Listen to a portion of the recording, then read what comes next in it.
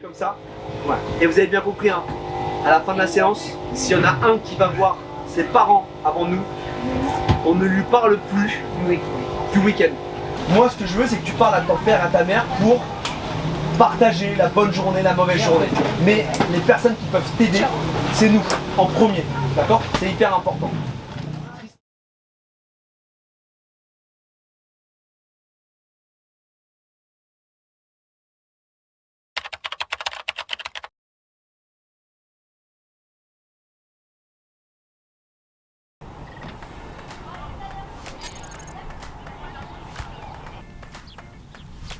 C'est à quelques pas de Toulouse, sur le circuit de Muret, que la KF 78 participe à la 5e manche du championnat de France mini OGP et tout au long de la saison, vous apprenez à connaître l'académie sous différents angles, principalement par le prisme des pilotes. Et dans ce nouvel épisode, les parents sont à l'honneur. Faire partie de cette structure a pour objectif de retrouver leur rôle premier de mère ou de père en confiant leurs enfants à des personnes qualifiées sans pour autant être exclus de leur développement. Le pilote, c'est le capitaine du bateau. Et pour réussir sa carrière, il faut qu'il ait un bon encadrement, donc notre académie. Et il y a aussi ses parents, parce que nous, on les voit dans un mois, on les voit peut-être 3-4 jours quand il y a une course, plus des jours de stage. Mais principalement, ils sont avec les parents. Donc en fait, il faut vraiment qu'on soit sur la même longueur d'onde. Et si forcément nous, on dit quelque chose, et la semaine, les parents disent l'inverse, ça ralentit le processus. Donc c'est juste qu'on essaye de trouver ensemble les meilleures solutions pour avancer et pour que l'enfant soit meilleur. Être sur la même longueur d'onde signifie d'intégrer les valeurs de l'académie au même titre que leurs enfants. Pour rappel, patience, humilité et travail. La patience, parce que si tu penses que ton fils ou ta fille va devenir super fort en 3 courses, c'est pas possible. Si tu penses que ton fils il a gagné et qu'il va devenir champion du monde, c'est pas possible. Et si tu penses que le gamin il va réussir sans travailler et sans se remettre en question et sans avoir de sacrifice, au niveau parents et niveau enfants, ça marchera pas. Tout comme respecter quelques principes. La règle la plus importante, c'est quand l'enfant rentre, on veut qu'il parle à un éducateur. Hop, Lucas, Anthony, merci. Je suis resté ici, alors s'il te plaît, merci. Entre un père ou une mère, les émotions peuvent prendre le dessus sur la volonté d'être percutant dans les retours. Chaque pilote l'a déjà vécu, comme Lucas Sagni. Quand il est stressé, des fois c'est un peu énervant parce que il va, par exemple, il peut te dire des trucs qu'il crie dessus mais qu'il pense pas. Tu vois, en sortant de la session, des fois il est pas content, il vient pas te voir. C'est le coach qui doit. Mais après, c'est mon père. En fait, ce qu'il faut se dire, c'est que ce soit un parent, un copain, un frère qui donne un conseil, il va peut-être vouloir dire la même chose qu'un éducateur. Sauf que comme il l'a dit différemment, il va mettre le doute dans la tête du gamin. Et en fait, le gamin, souvent, ce qu'on dit, c'est quand on dit « l'enfant a la tête pleine ». L'idéal serait que chacun respecte son rôle, le coach encadre le pilote et les parents sont présents pour leur enfant. Moi, ce que j'aimerais, dans le meilleur des mondes, c'est que le soir, quand il rentre dans le camping-car ou quand il rentre sur la route, que le gamin partage son week-end. Ce qu'il a vécu, papa, j'ai fait ça, patin, j'ai appris ça, par contre, j'ai pas été bon là, mais c'est pas grave, c'était trop bien, ça, c'était trop bien. Tu vois, un partage de passion. Aujourd'hui, on n'a pas de partage de passion. En fait, les personnes, ce sont des coachs. Dans les faits, c'est un poil plus compliqué. D'une part, il faut gagner leur confiance, les faire sentir dans un environnement sain, égalitaire et honnête. Si nous avons la confiance des parents, on peut aller partout. Ensuite, c'est le fait qu'ils comprennent qu'on est juste là pour que leur enfant soit le plus fort possible et non pas, par exemple, aider un pilote plus qu'un autre. Ça, c'est les réactions qu'on a le plus. Vraiment qu'ils comprennent qu'on est juste là pour le bien du pilote. Après, c'est aussi une histoire qui est géniale, parce qu'en fait, plus on a de la confiance des parents, plus on crée une histoire qui est super intéressante. Aujourd'hui, on a 2 ans et demi d'existence. Les parents qui fonctionnent le mieux, c'est les enfants qui fonctionnent le mieux sur leur progression. Oui, j'ai confiance parce que c'est pareil, tu vois ton fils évoluer. Tu vois aussi que ça va de plus en plus vite, c'est de plus en plus sérieux et au bout d'un moment, en tant qu'amateur, tu arrives vite à tes limites de savoir qu'est-ce que je dois faire, à quel moment. Quels conseils donner? Là où tu penses donner des bons conseils, par moment, en fait, il faut faire d'abord autre chose avant d'améliorer tel ou tel comportement. Comme Anthony, tous ont confiance, mais chacun est différent et inquiet pour son enfant, pouvant susciter des interrogations. Des moments, c'est bien plus difficile avec les parents qu'avec les enfants. Tu peux faire la mécanique, tu es chef mécano maintenant? Pour ma fille, je suis chef mécano, c'est moi qui décide. crois qu'il a compris toutes les règles.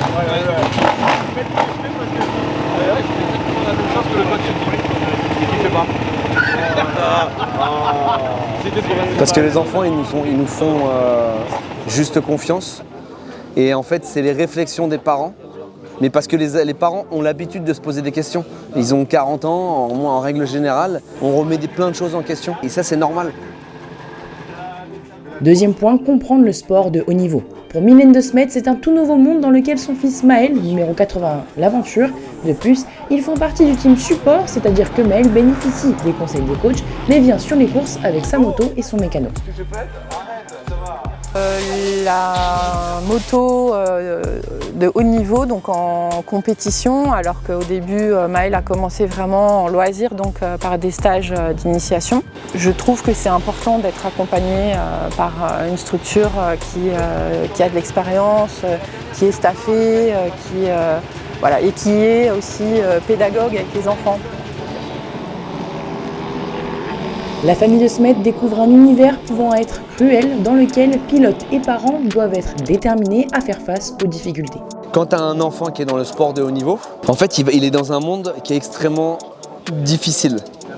Et le problème, c'est que si on le traite comme un petit prince ou comme une petite princesse à la maison, en fait, on va creuser le fossé qu'il y aura dans la compétition et dans l'éducation. Pour être honnête, personne dans l'attente là, il n'y a aucun parent qui se rend compte de ce que c'est le haut niveau. Aucun. C'est simple et il n'y a aucun enfant qui se rend compte. Arrêtez de voir Michel et vos parents. C'est moi qui gère le foot, c'est les éducateurs. Michel va envoyer une invitation. Aux yeux de Freddy Forêt, la bienveillance aurait pris trop d'importance en France. Quand tu vas arriver dans un plateau où il y a 25 mecs qui veulent gagner, mon petit chéri, c'est toi qui vas gagner, ça ne sert à rien. Par contre, mon chéri, donne-toi à fond. Dans tous les cas, on est avec toi. La phrase, il n'y a pas beaucoup de différence, mais ça change tout. Enfin, le dernier point, et pas des moindres, gérer le stress des parents commandant la majeure partie de leurs réactions et pouvant influer sur le comportement des pilotes. Nos enfants, ils nous connaissent par cœur. Donc dès qu'on est énervé, dès qu'on est stressé, un regard comprend que si le papa ou la maman n'est pas contente du gamin, le gamin, il va le lire en 2 secondes. Il va comprendre. Il n'y a pas besoin de parler en fait. Et ça met une pression supplémentaire. T'imagines, tu as 10 ans, déjà tu veux te battre pour la victoire, déjà tu as une pression qui est énorme. Et si en plus, tu sais que si tu gagnes pas, tes parents vont faire la gueule, bah là mon gars, c'est une double pression quoi. Des fois, quand je rentre, par exemple, au box, tout ça, rien que dans le regard, je le vois. C'est un truc, surtout ma mère, et ça, je pense que ça, c'est sur tout le monde. Je pense que la mère, elle montre plus le stress que le père. Les parents, je t'explique, quand ils roulent, tu sais, là, t'as un nœud, t'as le ventre, il est comme ça.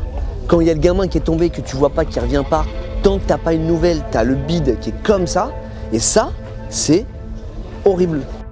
La blessure, épisode redouté de tous que Luca a connu 2 fois cette saison. Muret est le premier week-end de course depuis l'étape du Mans pour le numéro 46. Bien que son père soit heureux de revoir son fils rouler, la crainte d'une mauvaise chute est et sera toujours là.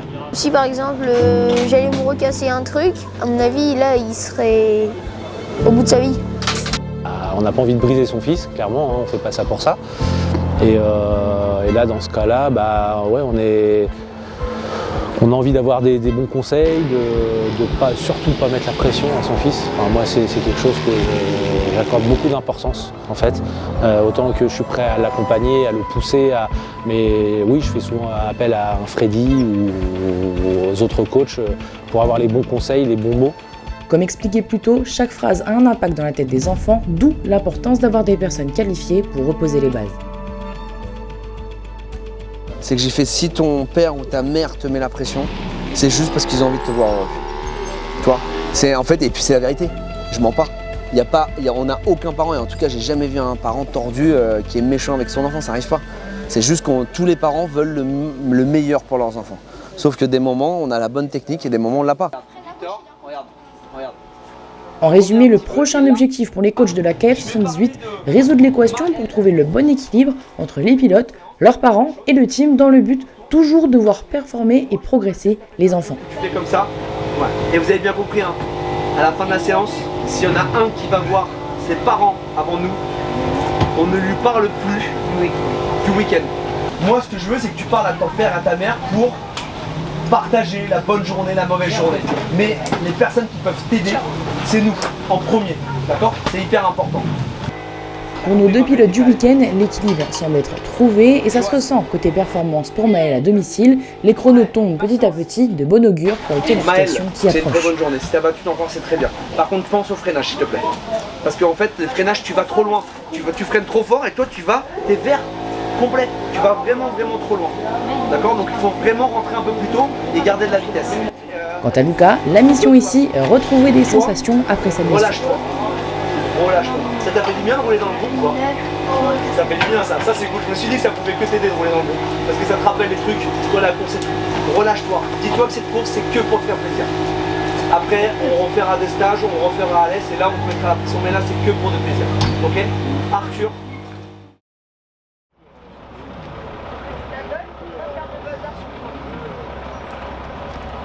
Nouvelle journée sur le circuit du Muret où tout le monde se prépare pour les qualifications.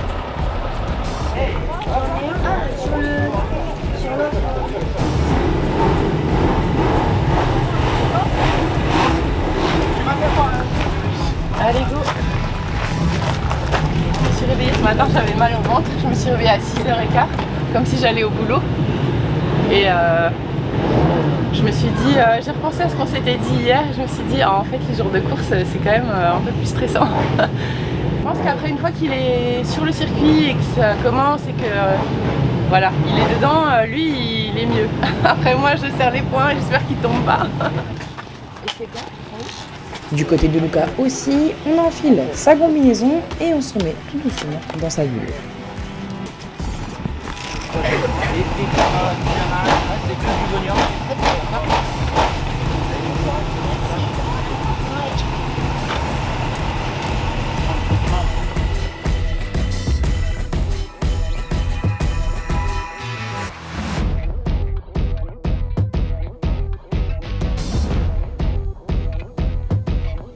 Allez Maël. Ah ok, tu vois ce qu'on a dit.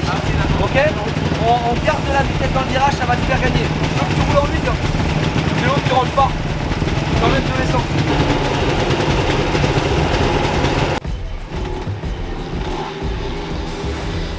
Mais la séance de Sagné tourne court, à peine quelques tours d'effectués et le numéro 46 se retrouve en panne.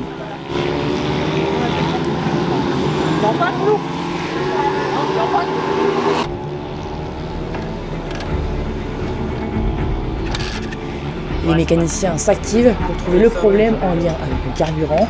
Lucas, épaulé par son père, reste à l'affût et espère pouvoir faire quelques tours supplémentaires dans cette première session. À 5 minutes du dernier, Sagné peut repartir pour tester sa moto et signer son meilleur chrono.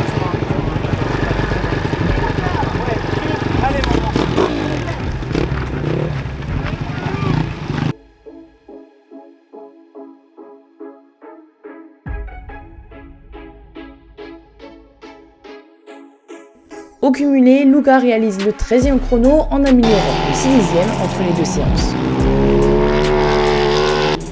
Maël aura lui le droit à de l'essence en course, objectif atteint avec son meilleur chrono en 1:08,068 centièmes, des temps le qualifiant en 10e position sur la grille.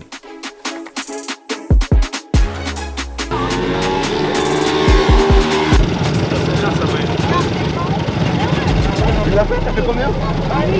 Bravo mec!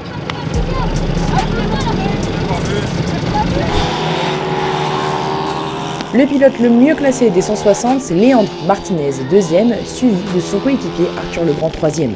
Du côté des 115, Milan Maltese est le pilote le plus rapide pendant les qualifications, il partira premier. Johan Dubois confirme lui sa rapidité sur ce circuit en signant la pole position en 190.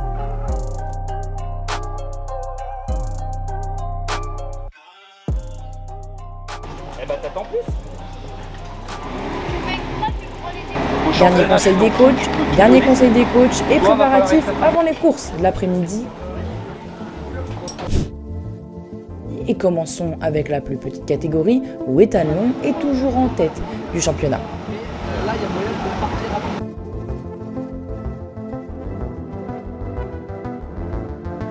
Après un drapeau rouge à la suite de la chute d'un concurrent, les 115 prennent un deuxième départ pour une course réduite à 5 tours, un sprint.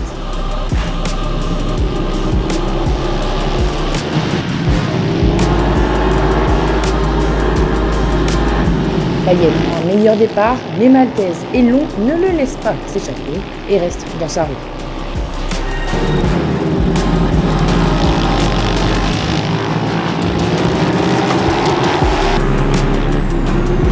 Ethan commet une erreur et se détache du trio de tête, mais parvient à remonter jusqu'en 3e position devant son coéquipier Victor Lespinas qui se bat pour le podium.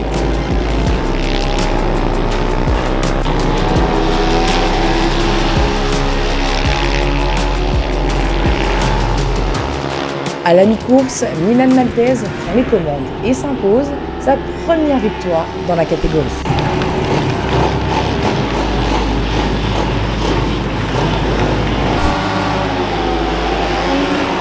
En deuxième manche, cette fois-ci composée de 16 tours, le 95 prend un meilleur départ et amène avec lui le leader du championnat, Ethan Long.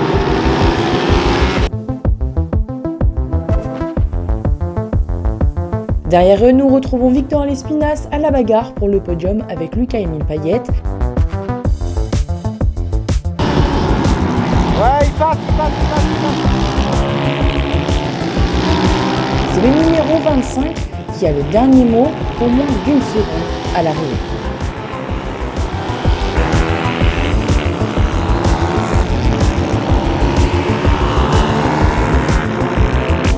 Entre Milan et Ethan, l'écart reste serré, 3/10 sur la ligne, mais les positions ne bougent pas. Maltese remporte la deuxième course, il réalise le doublé au muret.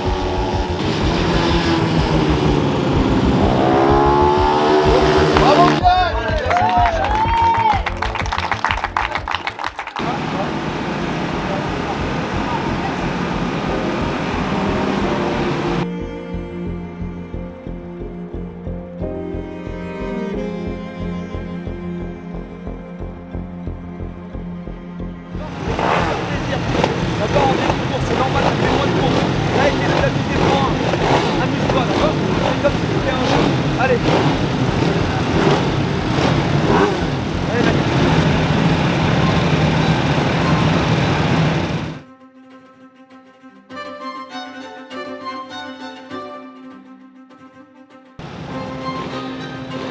Détends-toi et fais comme eux. Toi, tu dois y arriver. Quand t'as du mal à faire tourner la moto, donc ça va t'aider à faire tourner la moto. Allez, amuse-toi.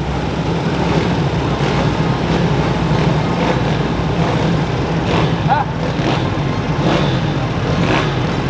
ça a marché tout à l'heure.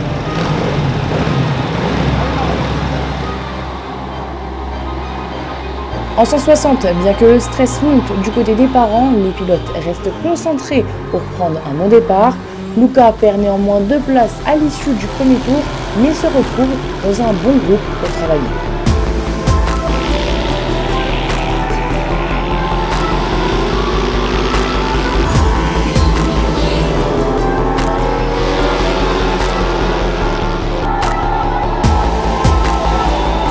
Après avoir passé 9 tours à la 15e position derrière le numéro 7 Ethan Devez, Sagné le dépasse dans les derniers instants de la course et termine à la 4e position.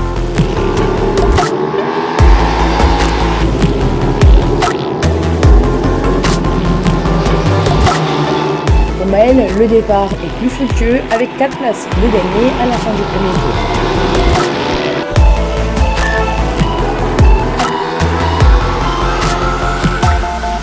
Bien que constant tout au long de la course et même plus rapide qu'en qualification, De Smet se fait dépasser par 2 adversaires, mais conserve la position de 8e ensuite et gagne une position supplémentaire à l'arrivée. Devant, Léandre Martinez joue la carte de la sécurité et empoche les points de la 2e place. Il dispose d'une première balle de match pour être titré champion dans sa catégorie. C'est dur. Ne t'attends Non, pas. Rappelle-toi ce que je t'ai dit. Un peu de temps pour souffler, c'est reparti pour les 160.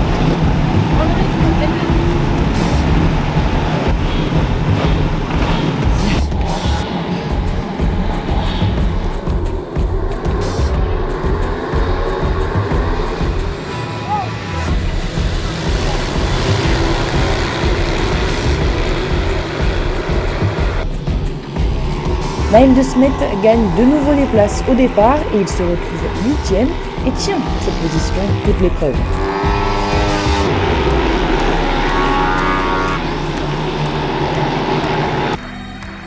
Un peu moins constant qu'en première manche, le 81 passe la majeure partie de sa course seul, mais tient un écart suffisant avec le pilote de dernière.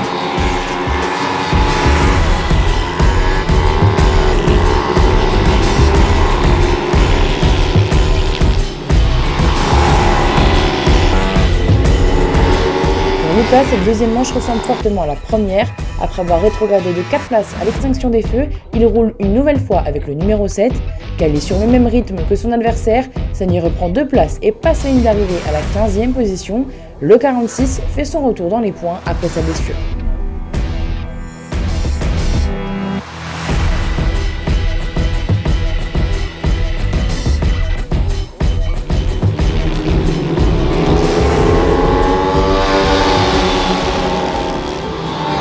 C'est une toute autre histoire qui s'écrit avec une belle bataille entre Trojanowski, Legrand et Martinez.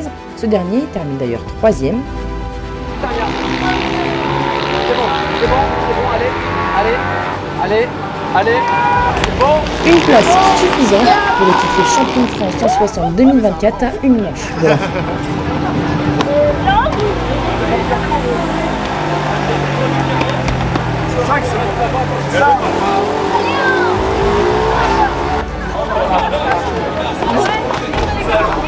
Arthur, il est où Arthur? Il était là.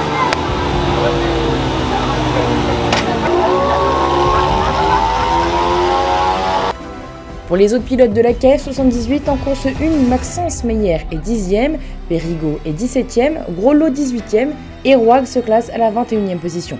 En deuxième course, Legrand, qui avait chuté la manche précédente, termine sur la deuxième marche du podium. Meyer est 10e, Groslo 16e, Périgot, lui, est 18e et enfin Rouag est 20e.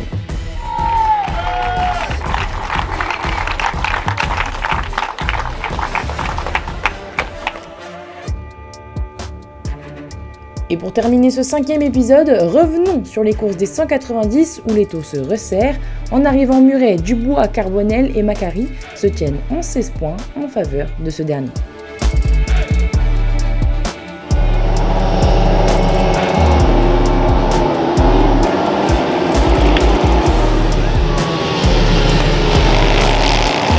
Déterminé à prendre les commandes de la course, Carbonel tente tout dans les premiers tours pour être devant le poleman Johan Dubois. Mais le numéro 8 les reprend dans le deuxième tour et n'est plus inquiété jusqu'au dernier. Rapidement, il creuse l'écart sur ses adversaires.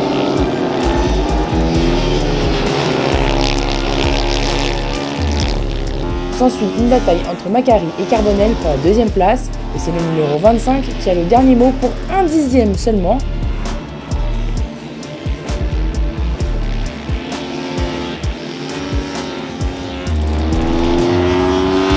Dubois passe le dernier, le premier.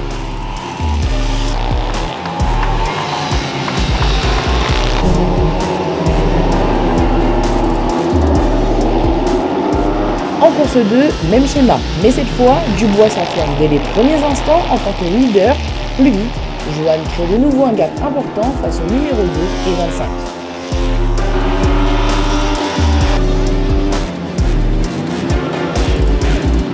Pour le podium, on prend les mêmes et on recommence.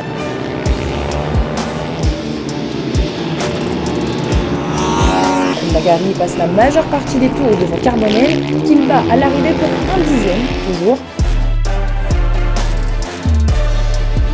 Dubois empoche lui 25 points supplémentaires avec cette deuxième victoire et revient à 6 points de Nolan Macari au championnat. Concernant les autres pilotes de la KF 78 en 190, Giulia Fogni rentre dans le top 5 de la première course. Timéo Buchet se classe 7ème. Marius Reissi est victime d'un problème mécanique mais peut participer à la deuxième manche où il fait 4ème. Buchet est lui 6ème. Fogni est à son tour victime d'un problème sur sa moto.